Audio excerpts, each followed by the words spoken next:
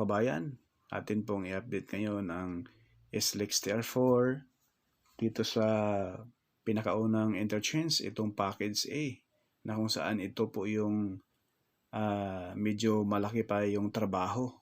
Sana po ay matapos po ito bago mag fourth quarter ngayong taong 2026, no? Ngayong araw mga bayan, take note po, ngayon ay January 10, 2026. So itong sumatotal nitong expressway na ito mga bayan from Santo Tomas, Batangas hanggang Barangay Mayaw, Lucena may habang 66.74 kilometers. At may pundo po itong umaabot sa 58.42 billion pesos mga kabayan. Bago ang lahat, baka makalimutan ninyong mag-like, share, and follow and subscribe po sa ating YouTube channel. Pakipindot naman yung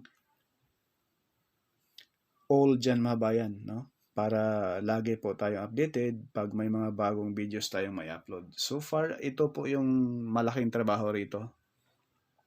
Ayan. Dahil dito po mga bayan ay bundok po kasi. Tsaka mayroong ilog dyan. Ayan, sa pangalawang crane sa bandang kanan. Yung kulay light blue. Kumbaga, yung tinambak nilang lupa dyan ay temporary laang. Dahil gagawa sila ng bridge dyan mga kabayan. Yan po yung malaking challenge sa contractor dito. Shout out sa mismong Jimco Corporation, no? Malaking trabaho to mga bayan itong tulay, pero mabilis lang po yan dahil sa mga eksperto sila pagdating sa mga bridge, no? Shout out sa mga crew dyan sa Jimco Corporation. Ayan po mga bayan, shout out nga pala sa ating mga bayan dyan sa Marikina. May mga bago tayong upload dyan sa Marikina Flood Control mga bayan, na ang gumagawa ay mga Japanese contractor, dalawang Japanese contractor, Toyo Corporation and Unlimited, no? At Shimizu Corporation Unlimited. So ayan na po yung baba mga bayan. Yan na po yung dambuhalang mga river cage na kung saan ibabaon yan ngayon. Diyan sa bandang baba na yan, yung may kulay orange na yan, may mga nakabaon ng mga poste dyan. Mas mataas pa dyan sa nakikita natin mga rivers na yan. Ito yung malaking trabaho sa portion na ito. Dahil may bundok. Pero doon sa unahan mga bayan, sa may Barangay San Antonio, may mga nalatag na rin pong mga concrete cement roon. Papunta na rito mga bayan, kaya full blast na po ito. At asahan natin mas malaki pa yung progress rito dahil medyo maganda na ang panahon. So ayang bundok dyan sa dulo, ayan, may bawas na pero babawasan pa yan mga bayan. At yung concrete box culvert, yung sa dulo, yan na po yung, dyan na po dadaan sa ilalim ang mga taga dyan sa barangay. May isang barangay rito sa katabi ng geothermal. Ang geothermal po mga bayan, nasa bandang kaliwa natin. At sa likod natin, andyan na po yung Mount Makiling, no? Pakita ko po sa inyo maya konti.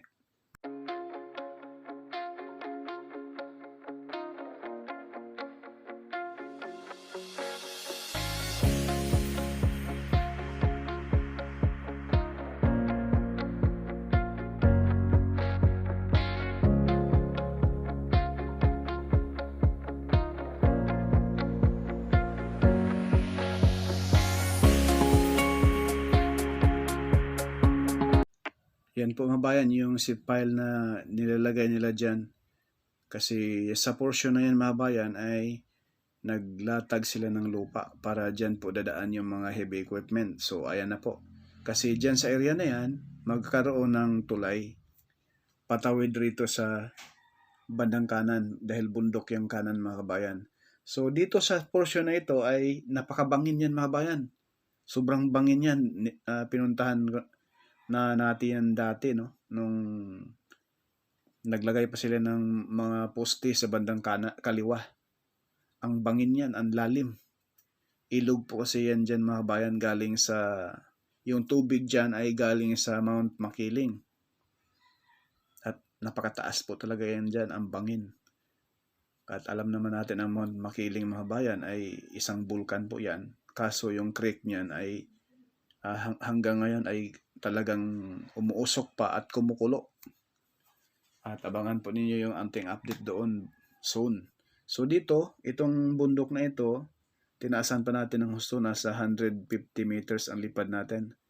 So, yung bundok na yan, tatapyasan pa ito mga bayan. At actually, andyan na po yung mga backhoe, mga bulldozer dyan.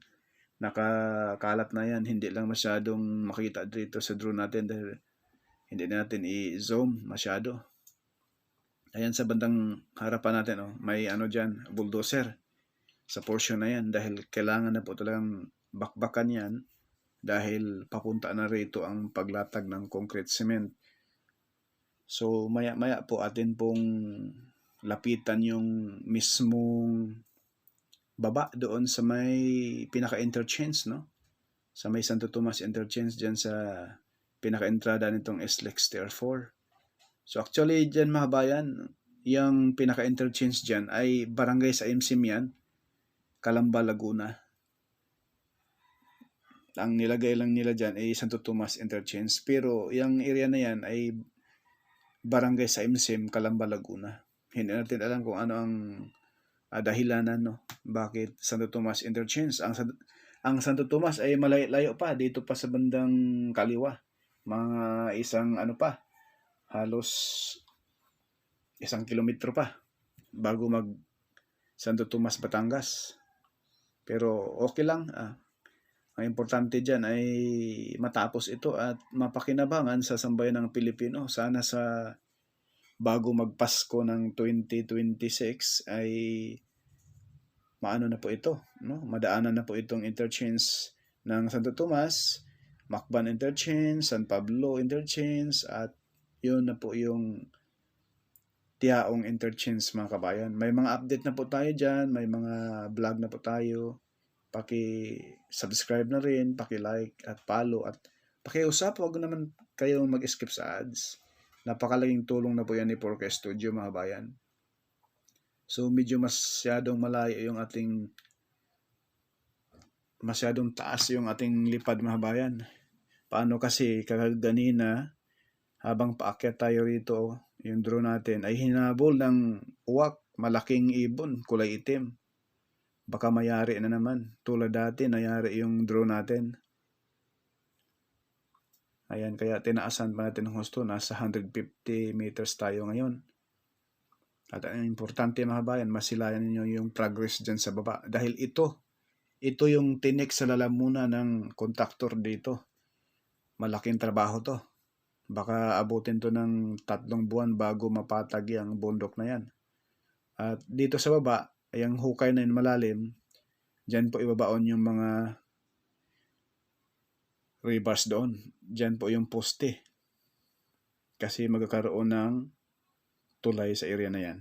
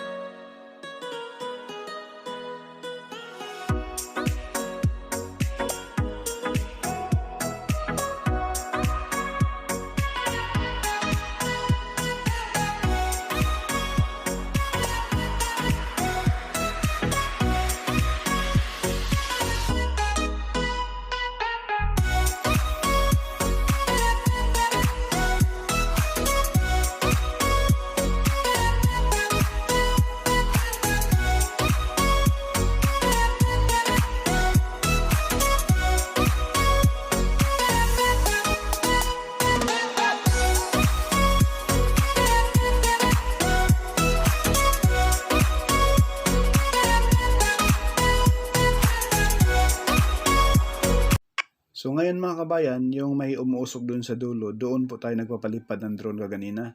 So narito tayo sa mismong SLEX TR3, no? Pinatakbo yung drone natin para masilayan ninyo rito sa baba yung progress. Ayan po. mataas-taas na rin yung tambak rito at nakaready na rin po ito mga kabayan sa paglatag ng concrete cement. At ito po yung subdivision na sinabi ko kanina, no? So ayan po, may mga gumagawa rin rito sa area na ito mga kabayan. Paakyat dyan sa bundok na yan. Dahil dito mga kabayan, yung bandang umuusok, babawasan pa yung lupa dyan. Babaklasin yan para pumantay rito sa gagawin nilang concrete box culvert din rito. Ayan o.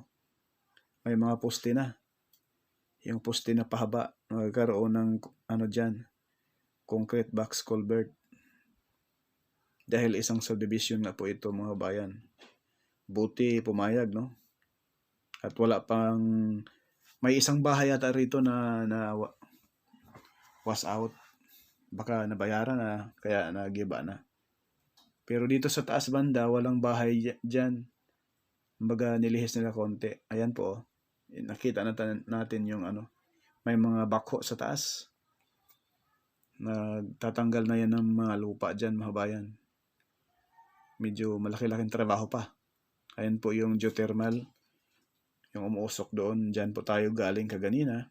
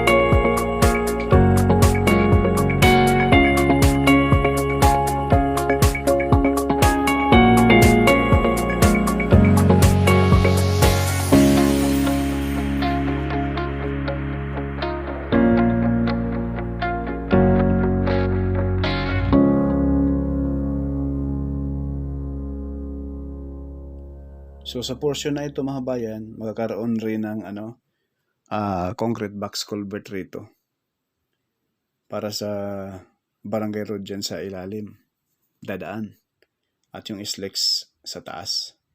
At masisilayan na po natin ngayon yung mismong Santo Tomas Interchange, ang pinaka-entrada nitong SLEX TR4.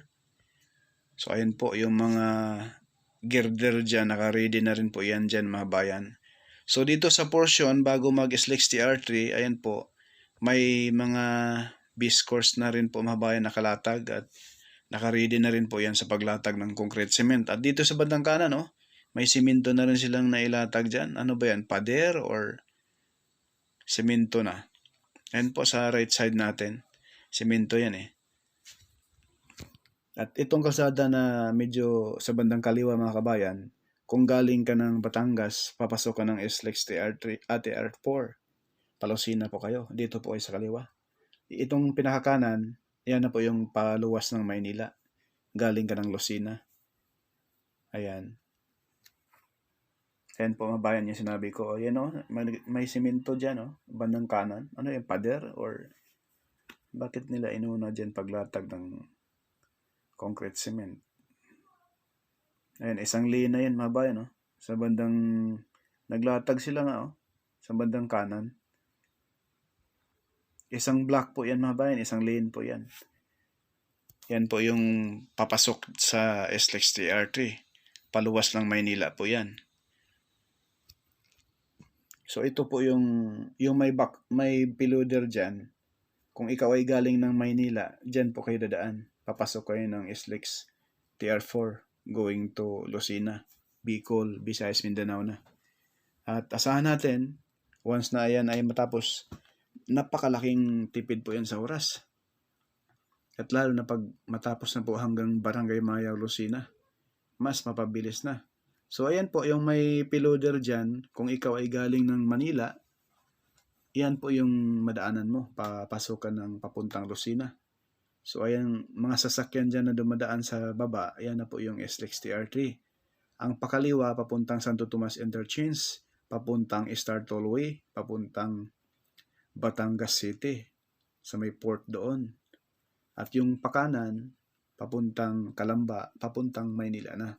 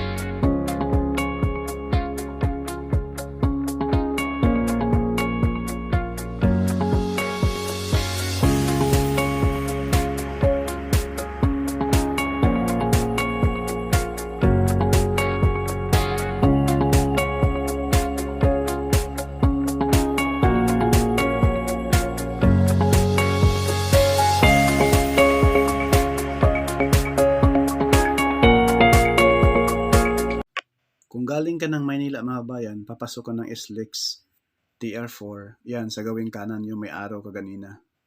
Katabi ng building na kulay white ang pintura. Yan na po yung full blast na ngayon ang pagtampak dyan. No? Medyo bangin kasi ang gilid ng building na yun mga bayan. At itong alignment ng SLEX TR4 nasa taas. Mataas po kasi yung tambak ng lupa dyan mga kabayan dati. So ngayon naka-ready na yun mga kabayan. No? Naka-ready na yan, lalatagan ng concrete cemento mula roon.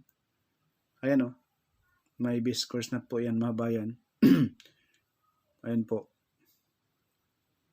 At nakapiso na rin po yan mga bayan, naka-ready na yan. Kumbaga, hinayaan mo na nila yan ganyan para kung sakaling umulan, mas lalong didikdik yung lupa, yung soil sa ilalim. At hindi masisira agad-agad yung mga bagong latag na concrete cement. So, ganyan yan po yan. So, ayan na po yung trapiko dyan sa SLEX TR3. Ay tuloy-tuloy naman po yung daloy ng trapiko. At yung baba natin sa gawing kaliwa, ayan na po yung sinabi ko kanina. Kung galing ka ng Batangas, Lipa, or Santo Tomas Interchange, no?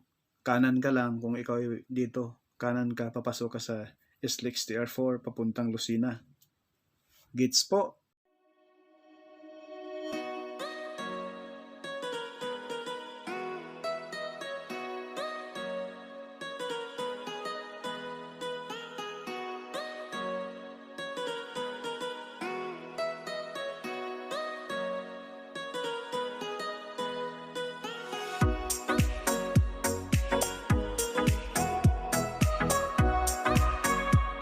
So hanggang dito lang muna mga kakambayan yung ating latest update ngayong araw Sabado, January 10 rito sa SLEX TR4, Santo Tomas Interchange at Package A area mga kabayan. No?